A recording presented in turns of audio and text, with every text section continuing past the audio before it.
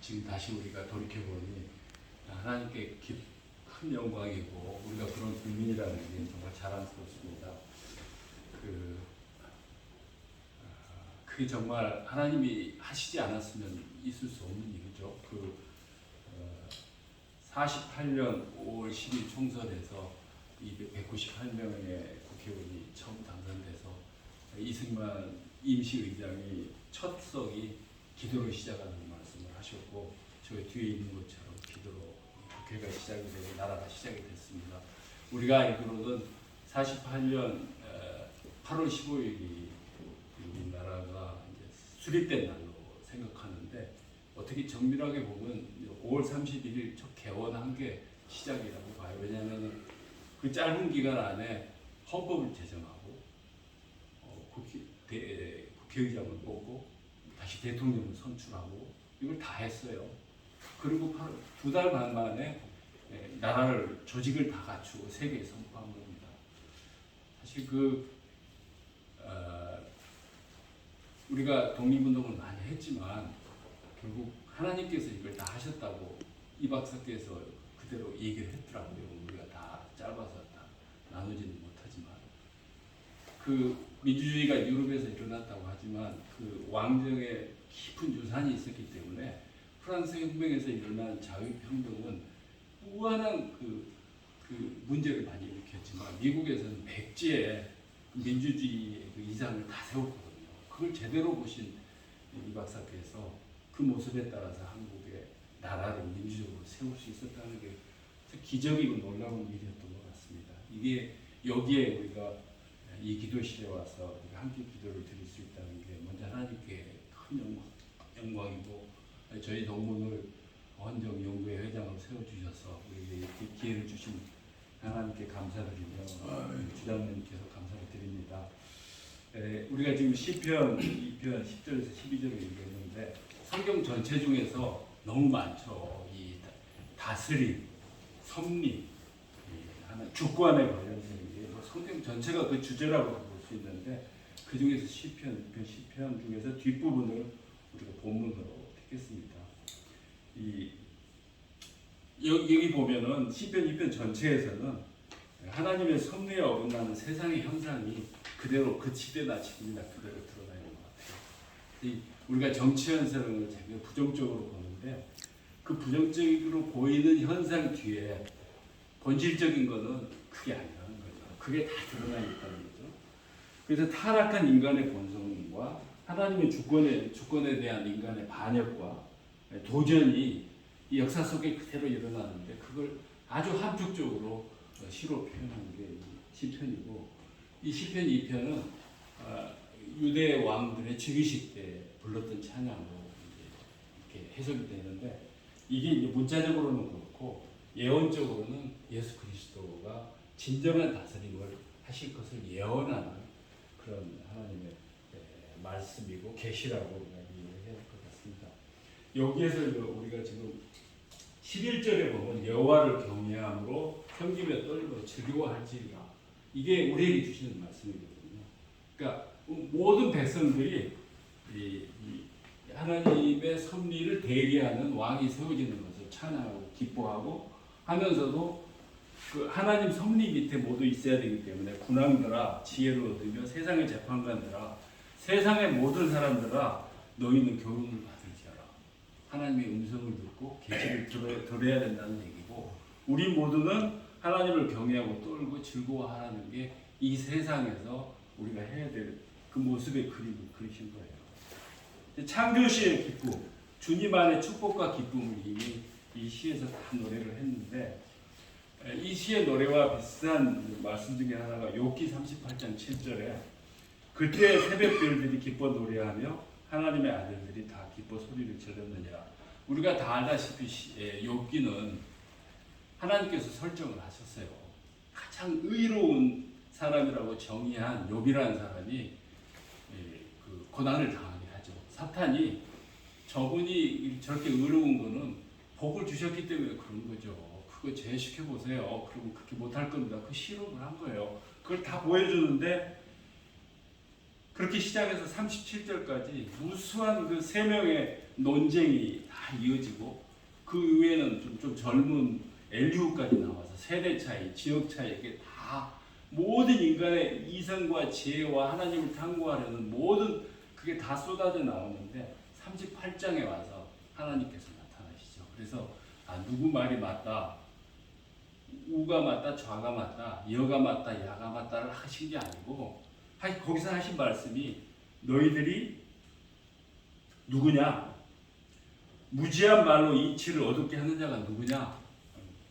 축구중을 하시면서 너희들이 창조와 창조들을 아느냐? 이게 동문서답 같지만은 본질은 하나님을 아느냐? 내가 창조한 건데 그때 너희들이 있었느냐? 그리고 창조의 섭리를 아느냐? 그게 답이라는 거예요.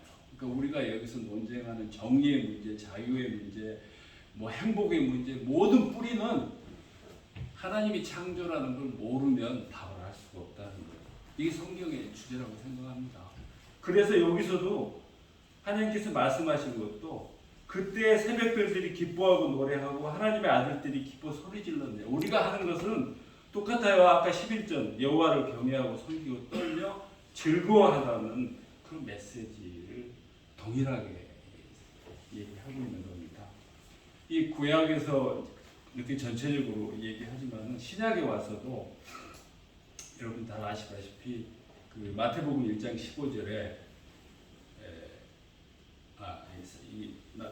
죄송합니다. 사도행전 이전에 마태복음 23장 8절에서 12절이 이 통치, 리더십 이런 거에 대해서 하나님께서 그 마지막에 아주 주님께서 굉장히 강론을 하신 내용인데 특히 23절에 이렇게 나와요. 그 후반절에 또한 지도자라 칭함을 받지 말라. 너희의 지도자는 한 분이시니 곧 그리스도시니라.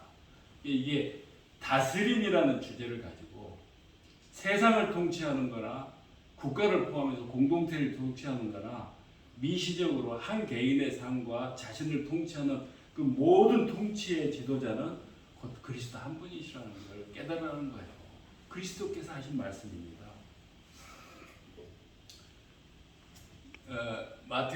사도행전 1장 15절에 보면은 모인 무리수가 약 120명이나 되더라. 그때 베드로가 그 형제들 가운데 일어서서 이르되 이게 뭐냐면은 예수님께서 승천하셨어요. 승천하시고 이제는 교회 시대가 되는데 여러분 다 아시다시피 이 마가의 다락방에서 성령 강림하시잖아요. 강림하시기 전에 먼저 뭐를 했냐면은 우리 국회 하듯이 조직을 한 거예요. 그 12명의 사도 중에서 빈자의 선출하는 일을 하는데 이렇게 한 거예요. 그러니까 마치 이 박사께서 임시의장을 맡아가지고 첫 재원을 하듯이 이 모임을 한 거예요. 이 모임을 해서 마치 토론을 해서 그때도 그 기준을 정했죠. 누가 사도의 자격이 있느냐? 예수님과 같이 따랐던 자 중에서 하자. 그리고 우리가 다 동의하는 사람을 하자 해서 2명을 뽑아요. 유스도라 하는 요셉하고 마띠아 2명을 뽑아서 우리처럼 다수결로 하지 않고 26절에 제비를 뽑아 마띠아를 얻으니 그가 11사도의 수에 들어가니라. 왜 그러셨을까요? 이 교회를 조직할 때 투표를 안 했어요. 우리는 투표를 하잖아요. 다수결로 하는데 이 사도행전에서는 제비를 뽑았어요. 이거는 우리에게 주는 의미가 있다고 봐요. 너희의 의지를 내려놓는 거죠. 2명 뽑는 데까지는 인간의 지성과 우리 하나님의 형상과 모양으로 만들어진 우리가 최대한 다 하지만 마지막 결정은 하나님께 맡겨드려요. 제비의 의미보다는 너희들의 의지와 너희들의 주장을 내려놓으라는 거죠. 이 욥기에서의 욥의 세 친구나 욥이나 엘리후까지 다 자기 주장을 하잖아요. 국회에 나와서 자기 주장하고 투표 얘기를 하면서도 자기 주장을 하고 여기가 국회가 싸움터라고 잘못 알려졌다고 하는데 잘못 알려졌죠. 근데 실제 보면은 투표 행위도 자기 대신 싸우는 사람을 뽑잖아요. 그러니까 와서 싸우게 되는 거죠. 싸우는 것처럼 보이는 거죠. 그거는 기본적으로 우리가 자기 주장과 자기 의지로 하려는 인간의 심성 때문에 그 심리성을 내려놓으라는 얘기예요. 그렇게 해서 교회가 시작이 되고 지금까지 그 교회를 통해 하나님의 통치가 이루어지고 있다는 걸 우리가 생각할 때 이 결론은 하나님의 주권 아래 순종하고 섬기는 삶, 오순절 성령의 역사로 교회가 시작됐잖아요.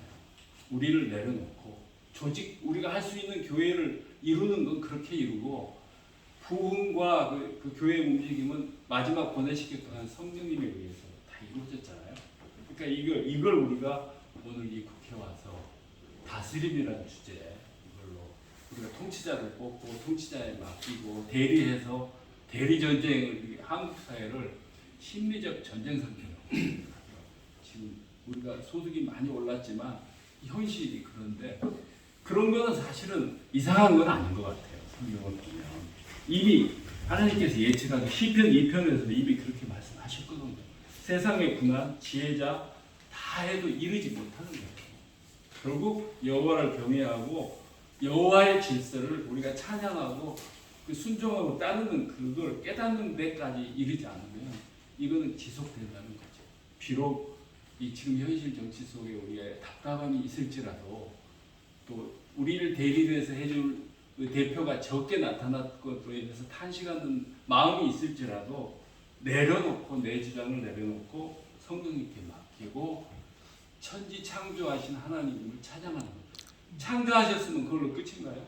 우리가 창조주를 인정한다는 얘기는 마지막 심판자를 인정하는 거고 창조에서 심판까지의 모든 과정을 통치하시는 주권자 하나님을 인정하는 거죠. 그걸 인정하라는 말씀이 이 전체 성경 말씀이고 우리가 이곳에 와서 정말 나라 이 통치들 중에 한 부분에 불과해요. 사실은 그런 세계는 내 안에 있거든요. 내 자산을 통치하고 내 안에 그 죄성을 통치하고 다스리는 것부터 시작해서 국가같이 이게 모든 게 성령님에게 맡기고 하나님께 맡고 하나님의 주권적 섭리 아래 우리의 삶을 맡기는 그 룻의 삶에서도 그게 그대로 드러나잖아요, 그죠? 그러니까 한 개인의 삶도 성경에 다 드러나 있고 이스라엘의 역사 구원사에서도 드러나 있지만 이 그 원리는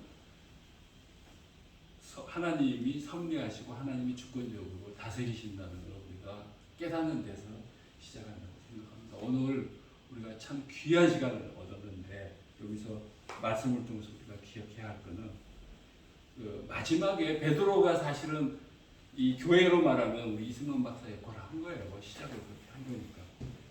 베드로만이 아니라 사도였던 바울 사도도 마지막에 갈 때 시작은 성령으로 하고 뜨겁게 성령으로 교회를 일으켰고 마지막까지 성령으로 행했지만 그분의 말씀들을 보면 후반에 가서는 우리가 그래도 하나님의 성품에 이르는 대로 성숙해 가자 하는 걸로 동료 사도들과 남은 자들에게 선포를 하거든요. 베드로후서 1장 4절에 보면 후반에 세상에서 썩어질 것을 피하여 신성한 성품에 참여하는 되게 하려 하셨느니라. 주님께서 우리에게 그렇게 하셨다는 거예요.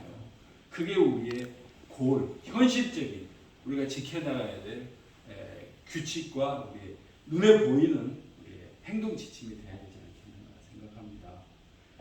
하나님 주권 아래 순종하고 섬기는 삶, 성령님의 인도 아래 하나님의 성품에 이르는 신앙적 성숙에 이르는 이걸 한 번 더 다짐하는 이 시간이 되기를 간절히 바랍니다. 나를 다스리고 공동체를 하시는 길이 이 길이라는 걸 우리가 오늘 이 국회를 탐방하고 또 앞으로 우리가 이 한국의정연구회 주영준 회장님의 중심으로 이 헌정회가 이 중요한 직책을 맡으신 이 일을 위해서도 기도하겠지만 우리 스스로 이걸 다짐하고 우리가 크게 모범을 보일 수 있다면 오늘 참 여기가 와서 우리가 이 오전 귀한 시간 보내는 게 하나님께서 더 기뻐하신 일이고 우리 안에 더 큰 가장 큰 축복이라고 믿습니다. 주님 감사합니다. 오늘 주님께서 주신 말씀을 함께 나눴습니다. 우리는 부족하지만 우리가 짧은 시간 말씀을 짧게 나눴습니다. 그러나 우리 안에 성령님께서 임하셔서 우리가 갈 길을 정말 다스리는 길을 진정한 지도자이신 한 분이신 주님의 길을 우리가 한 걸음 한 걸음 나아갈 수 있도록 성령 기름 주시고 인도하여 주시고 선한 능력으로 함께하여 주실 것을 간절히 기도드립니다. 우리 예수 그리스도